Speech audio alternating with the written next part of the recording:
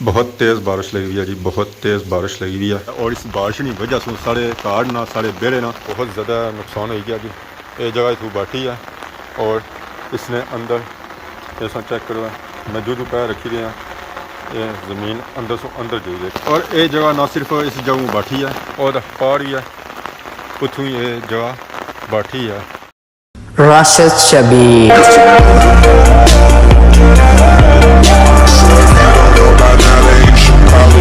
हमारे दोस्तों अस्सलाम वालेकुम, उम्मीद करना सारे ठीक ठाक सो खुशबाश सो और अल्लाह ताला ने हिज़्ज़ो अमान च सो। मैं राशिद शबीर सौदा की यूट्यूब चैनल और फेसबुक पेज राशिद शबीर आज सारी खिदमत फिर आजरा जी का नवी वीडियो की नीत है। मौसम अज इंतहाई खूबसूरत होया हुआ बारिश लगी हुई है। इतनी ज़्यादा बारिश हो चुकी ना इतनी ज़्यादा बारिश हो चुकी ना कि बाड़ियां विच गलियां विच खेतां विच पानी ही पानी होया होया ना ही असा की चिरिंद नजर आई रहा तो ना ही परिंद नजर आई रहा और सारे अपने ठिकानियां ते चले गए। सारे जो चिरिंद है सन वो भी असा खोली तो अंदर बनी उड़े क्योंकि वो दोए बीमार है, बकरी भी बीमार है और गांव भी बीमार है क्योंकि उन्होंने दिहाड़े लगे हुए करीब और यहाँ सुने वालियां अगर उन्होंने इस बारिशा बाहर छोड़ी हो जाना तो फिर होना कुछ भी नहीं है क्योंकि वो हो जैसे ना बीमार जिस वेला ये टाइम उछलना तो फिर उन्होंने देखभाल ज़्यादा करनी पैनी है। उन्होंने खान पीन तो असा अंदर बंदोबस्त करी उड़िया और अंदर खाई रहे हूँ असा कि इतों उठा तक मौका नहीं लगी रहा कि असा उठा जाया और असा कि वो दसी सकें क्योंकि बारिश इतनी तेज़ लगी ना इतनी तेज़ बारिश लगी ना और सो चेक कर सकने हो तो बाकी इलाका तो असा अज नज़र को नहीं आई रहा। फर्स्ट टाइम है कि असा की इलाका नज़र को नहीं आई रहा क्योंकि बारिश ही इतनी तेज़ लगी हुई है, इतनी तेज़ बारिश लगी हुई है कि असा की इतों की नहीं उठा तक कोई नज़र छना आया तो ग्रां असा की कुछ नज़र ऐसी है। बहुत तेज़ बारिश लगी हुई है जी, बहुत तेज़ बारिश लगी हुई है 2005 ये जी बारिश ये पहली हुई है कि इतनी तेज़ बारिश लगी हुई है सुबह ने तो पानी सारा रूड़ी तो जे रहा उस जानब तो उधरों जगह बह नहीं जानी है। असा उधर पढ़ाई ताज़ी की सी है ईटा तो असा लाई हुई पर जगह बह नहीं जानी है जूं जूं बारिश होनी जानी तो जगह नीचे सू नीचे जानी पी है। ये असें यह पता लाना कि ईटा पटनियाँ पैसन तो दोबारा लानिया पैसन और इस जिमें भी चेक करी देना है कि बारिश ने प्रकार किसा पे रहे ये पानिया चेक करो कणियाँ जितना जितना टेरियाँ ना सही साफ सुथरियाँ नज़र आई रही कि वाकई था कणियाँ टेरियाँ बारिश मतलब और तेज़ हुई है। चेक करी बिना किसा प्रकार पे रहे ना ही हवा चुली रही है और हवा जी चुली रही ना वो बहुत ही तेज़ चुली रही है जिसकी वजह से बारिश जी लगी रही ना और तेज़ हुई रही है और इस हवा की वजह से ये बारिश जा रही है अगे बरांडिया तोड़ो तोड़ तो बारिश होर से होर तेज़ ही होनी जानी है ये तकनियाँ और तेज़ होनी जानी है बारिश बेरे नहीं जी सूरत हाल होनी पी ना वो भी खराब ही होनी पी है। और माशाल्लाह जी माशाल्लाह बहुत ही प्यारी बारिश लगी है, बहुत ही प्यारी बारिश लगी हुई है। माशाल्लाह जी माशाल्लाह बारिश बहुत ही प्यारी लगी हुई है। अल्लाह पाक ने जितना शुक्र अदा किया जा वो घट है। माशाल्लाह जी माशाल्लाह सो चेक करो कड़ियाँ किसा टेरियाँ और कितना खूबसूरत व्यू बनी रहा जी और पूरी बारिश गरजी रही है बोली रही है कि मैं जाए गई गड़ियाँ मैं इतने हाँ तो मुड़ी वापस ऐसे हाँ जी एक नवा पहल के नहीं था और ये बारिश का पानी सारा इस जानब दे रहा इटा जानब दे रहा आई लगना कि इधर बेरा सारा खराब हो सी है वो बेसी है हालात ही लगी कि कुछ ना कुछ बह गया क्योंकि पानी हूँ खलना पाया मेरी सारी जी रोड है ना वो इस तरफ है कुछ ओदा हूँ बाठा तुता ली जाऊँ कुछ इधर बह रहा ऐसा तो और थोड़ी देर बारिश लगी ना ये पूरे न पूरा बेरा बह ही जाती है। जिधर बेरा पक्का है ना वो तो ठीक ही है पर जिधर कच्चा है ना उधर सूरत हाल खराब ही होनी भी है। जैसा कि भैया कि इधर हम की पढ़ाई उस पढ़ाई से बाद इतनी तेज़ बारिश पहली हुई है। पहले तो बारिशों हुई हैं कोई दो पर वो नॉर्मल ही हुई पर एक सही तेज़ बारिश लगी ना पता लगा कि वाकई बारिश हुई है जी। और असल जी बारिश हुई ना वो इस तरह नहीं होनी है वो पार छत्ता भी चेक करो किसा छत्ता पर कड़ियाँ टेरियाँ इतना तक असेंगी दिसी रही कि वाकई छत्ता कड़ियाँ टेरियाँ जी किया कि सब नीचा कड़ियाँ टेरियां ना तो पानी उठ गया ना तो मुड़ी ऊपर जाना है जी और दीवार भी ना पूरी नहीं पूरी सिजना शुरू हो गया। हालांकि बारिशों का रुख है ना वो परली तरफ है तो फिर भी दीवार सिजना शुरू हो गया कि वाकई बारिश हुई है जी। और अब पुरुषों की आसमाना को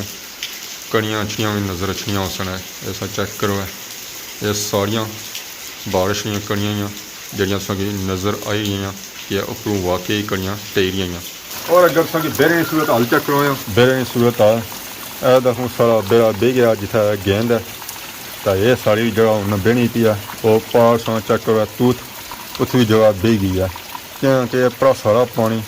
ਇਸਾ ਜਾਨਬ ਜਾਣਾ ਆ और असांखे कच्ची जगह नज़र विच ना होती है कि पानी गुजरी तो उस जानब जा रहा गेड़ नहीं जानब क्योंकि ये सारी जगह उच्ची है नीवी मंदरी जगह इधर आ सो पानी सारा इधर जाना इया हूँ पानी गुजरी ना तो गेडू बाहर जा रहा गेडा जा भी पानी फैलता हुआ उत्थे जी सूरत हाल है वह खराब ही है बेरे नहीं असल जी सूरत हाल हुई भी ना ओली हैली हुई भी है पानी गेडा गया भी खली गया तो पानी तंदूरा ने अंदर भी चला गया तो नीचे भी जगह कच्ची आ मैं पैर कच्ची सुनी तो रखी रहा ये है ढेई पाना और मिट्टी भी कच्ची आ ये उस मिट्टी ने अंदर ही चला देना तो ये हूँ तंदूर मार हेली सारा नवा ही बनसी है क्योंकि ये अंदर उन्हें सिजी गया पटन गया पानी सारा अंदर चला गया उसने तो गेट ने अगे भी पानी खलता हुआ ये उन्हें अपना रास्ता बनाई रहा तो नीचे उन्हें सारा तक्की सुनी का पैर रखी रहा ये ना होया पैर सारा अंदर ही लगा जाए गेर ने अगर जब पानी खलता और रास्ता जब नहीं रहा और दराड़ों भी नहीं रहा तो बाहर नहीं जी सूरत आ जाना और माशाल्लाह बहुत ही प्यारी हुई है परनाले बगी रहे तो केले ने बूटे जो केले लगे ना वो भी मैंने धोन गए जी कणक भी शुक्र अदा करी रही अल्लाह पाक ना इन्हों को भी सख्त जरूरत सी बादशाह नहीं तो जिथे बादशाह पानी ढाई रहा ना उस जगह भी सुराख ही हो गया क्योंकि पानी का प्रैशर इतना ज़्यादा प्रैशर है उसका तो सुराख होती है ये सही पता ही है कि पानी अपना राह किस तरह बनाना है उस राह बनाया ना फिर उस इस तरह राह बनाया ना इस तरह बनाया ना कि बाड़ियों में भी पानी हो गया और जितना पानी ढई गया तो उत्थे मैंने खड्डे बनी गए बकरी का गांव वास्ते एडवांसली बंदोबस्त इतना मौजूद है ये बकरी वास्ते है ये गाय वास्ते है तो कुतरा और लुंग दोनों मौजूद है तो गांव बद भी ऐदा बिल्कुल बाठी भी है तो नीचा भी ना शरबत बनाया क्योंकि रातां बाहर निकलती को नहीं ये अंदर ही हाँ तो बकरी मुँह मारी रही है वो इंतज़ार करी रही है कि कोई अच्छा है तो असा की बह आ जी गाय तो मैंने तबाही मारी हुई है तो बकरी भी अपनी जगह तबाही मारी है पूरी क्योंकि उसका सिस्टम निका इसका सिस्टम बड़ा है जितना बड़ा सिस्टम होया उत्थे बड़ी तबाही होनी है जितना निका सिस्टम होया उत्थे छोटी तबाही होनी है तो इन्होंने जगह तो फुल्ली सिजी चुकी है ये हुण बाहर अछने के काबल को नहीं है ये हुण रेसन है अंदर ही माशाल्लाह जी माशाल्लाह बारिश बहुत ही सोहनी लगी हुई है तूफानी बारिश लगी हुई है और ये पानी अगर कणकों में जाई रहा बाड़ियां में जाई रहा कणकों में माशाल्लाह सा चेक करो ना रातों रात इन्होंने कद किया पिछले दिन इन्होंने कद है ही कौन सी है ना होने ने बराबर इन्होंने कद सी है हुण तो इन्होंने निकली है सिटे भी